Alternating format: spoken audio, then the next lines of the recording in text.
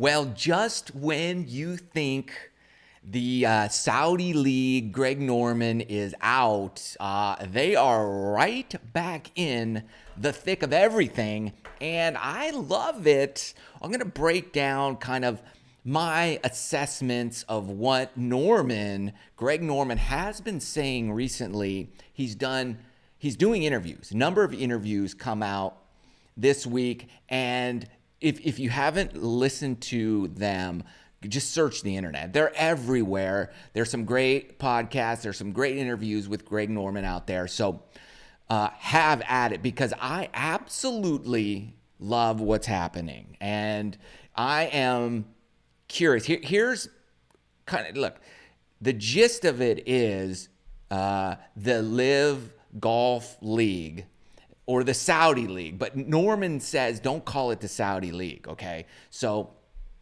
that's fine. It's LIV, Liv Golf, whatever they want to call it, it's fine with me. It's back. And they have launched and announced their dates for their schedule for 7 of the 8 events, and the 8th event is TBD, and that would be the team final. So I'm excited about how this kind of looks and how it may or may not work.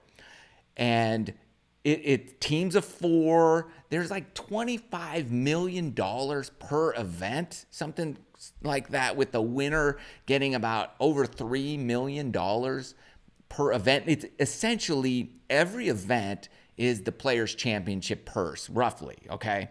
Give or take a few $1 million.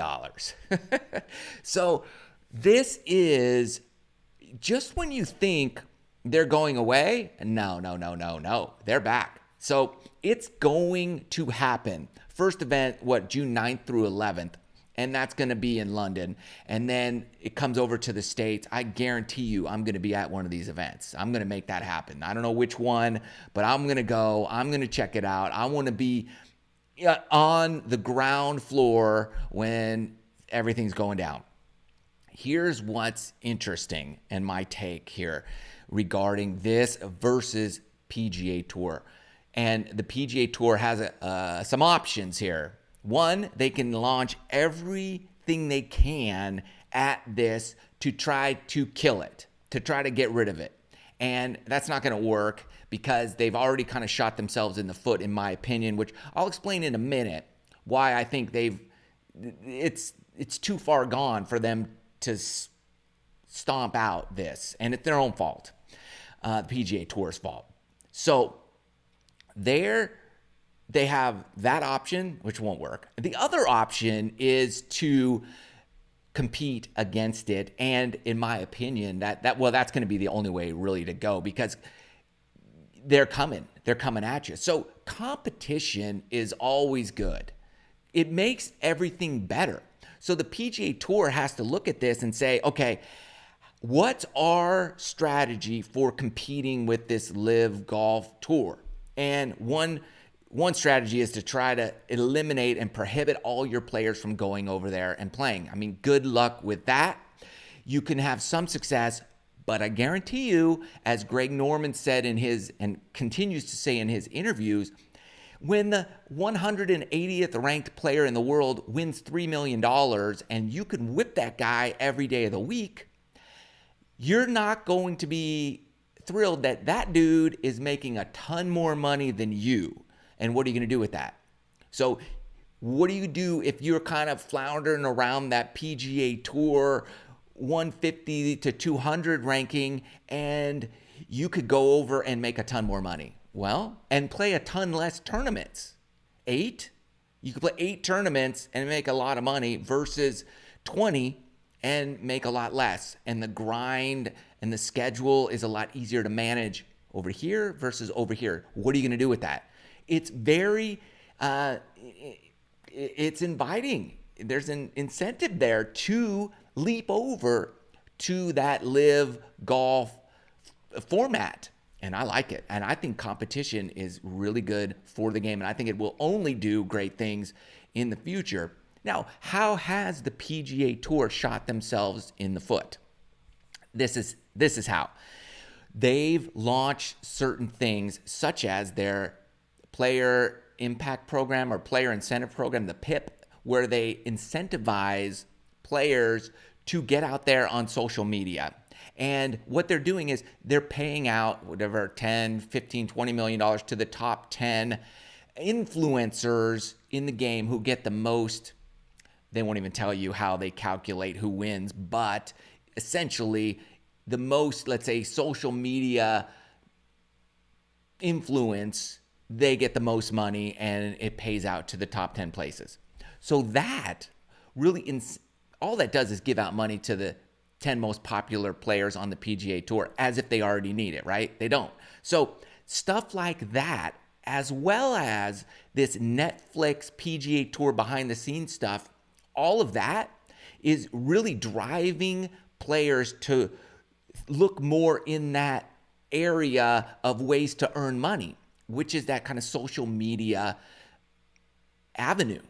So that is driving a lot of these players to look for other ways to make money. But who's making money in the Netflix special? Well, primarily the most popular players. Who's making money in the player impact program? The most popular players. The PGA Tour keeps incentivizing and giving money to the most popular players. So all the other players are like, this ain't cool. How can I make money? I have to get in there so I can go work my butt off and grind and try to compete amongst the top 10, 20 players in the world, which is hard. Or, I can go over here to Liv Golf and boom, I can make a ton of money and get free media exposure, because that is going to get a huge amount of exposure right out of the gate for free, easy. Everybody's going to be interested and involved in that. So that's how kind of the PGA Tour, they opened the floodgates for competition by incentivizing players to do this other stuff. And it only trickles down to a handful of the PGA Tour players, and yet it creates an opportunity for a ton of other players to say, wait a sec here. I can compete against you, or I could jump ship and go over there and do very, very well and create a name for myself, a brand for myself really quickly, instantly, by jumping on the new competitive Liv Golf League. So I love that. And Greg Norman talked about how he reached out to Jay Monahan, the commissioner of the PGA Tour. No, he didn't want to. There's nothing. There's no meetings. There's no, let's work together on this. There's nothing. So what does that do? Well, hey, if you're Greg Norman, or you're like, hey, let's have some dialogue here. Let's see how we can work together and build something great, and our players can work and compete on both tours. And if you're so against it, well, guess what does that do over here? This guy's like, okay, fine. You want to go? Let's go. We're gonna compete, and we're gonna try to cherry pick some of the top players, and we got tons and tons of money to throw at them. Now, I know there's like even Brandel Chambly tweeted something about, let's just say the morality of where the money comes from. All right. I'm not even going to really touch that, other than to say, like, look, if this is how we're deciding who we support and who we don't support, then you're really going to have to look at everything you use in your entire life, because I think we're all hypocrites in that we shut our eyes over here and we open our eyes over here, and there's a lot, and I'm not really going to get into that, but you got to make your own decisions in life. I personally, look, I try to be the best person I can be, and that's all I can do. I can control me. That's about it. So I'm going to stay away from that aspect of it and really focus on, like, what is this good for the game of golf or not good for the game of golf? And we have to look at, like, okay, what's the average, who are we trying to attract in golf? And if you're watching PGA Tour, the average age of the viewer is like, the majority viewer is like 65 years old plus. So there's a huge gap there. Where are these younger viewers? What are they watching? So that's why the Liv Golf is trying to attract that younger viewer. Now, you need popular players to attract a younger viewer, but again, PGA Tour has all the popular players, but yet the average age is much older. So that's what they're trying to do, is attract that younger audience. Well, guess where that younger audience is in the game of golf? They are on YouTube. They are watching social media. That's where they're viewing golf content. And who are they watching? They're watching YouTubers in golf. And that's what attracts them. That's what gets them excited about the game of golf, because it's a totally different format. It's a totally different structure. It's something different. It's something exciting. It's shorter, 10, 15, 20 minutes of cool, fun, engaging content that younger viewer likes. Whereas PGA Tour golf is 4 days. You want to watch, it's long. How much are you going to watch of that? Not much. So you're probably tuning in for the last couple holes, just see who wins, whatever. You want some highlights. So that's where kind of the PGA Tour is in trouble, and Liv Golf's going to do it differently. They're going to have a shotgun start, which is going to be interesting, because you could essentially be starting on the hardest hole, and that's not cool. But I would assume if you're winning, you're going to start on 1. That would probably be best. But again, if you're behind and you're starting on, let's say 12, and 12, 13, 14, 15 are like the easiest holes of the golf course, and you can get off to a blistering start, whereas 1 could be one of the harder holes. Like it could play a huge role in, let's say, your momentum, your mindset of going into, let's say, that last round, a few shots back. You could get off to a hot start by playing the easiest hole. So I think there's going to be work to be done. Norman even said that, hey, this is a beta. This is beta test. That's what we're doing. And we need to constantly refine. And I love that. That's the truth. We got to constantly refine. PGA Tour is not a beta test. It is locked and loaded, and they are very slow to change. Whereas a new tour comes in and they say, wham, we're open. We're going to do some things that are totally different, and we're going to make it more appealing to that younger viewer. So I'm interested and excited about this, because I think competition is good.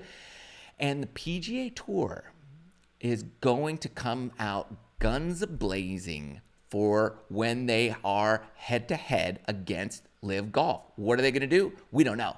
It's going to be exciting to watch. They're going to do something to incentivize and penalize players for jumping over there. Who's going to jump over there? Well, I think it's going to be like some of the older guys, probably from in that, let's say, I call it golf no man's land of age 40 to 50, where you're you were popular. People like you. They want to see you. Like Ian Poulter, love that guy. Lee Westwood, maybe. Guys like that I think they're going to go over there. I think Phil Mickelson's going to go over. He's got nowhere else to play right now. So it's going to be an exciting time. I'm looking forward to it. June 9th is the day that it's all going to kick off. I think we're all going to be glued to wherever we're going to watch it. We don't even know. It's going to be somewhere. And I can't wait. I can't wait. And I can't wait to see kind of the battle between PGA Tour and Liv Golf, because this can be exciting. And I think all of this is good for the game on both sides, because it's creating a lot of talk, a lot of drama, a lot of excitement. Let me know what you think about all this. Comment below. Whew. Good times.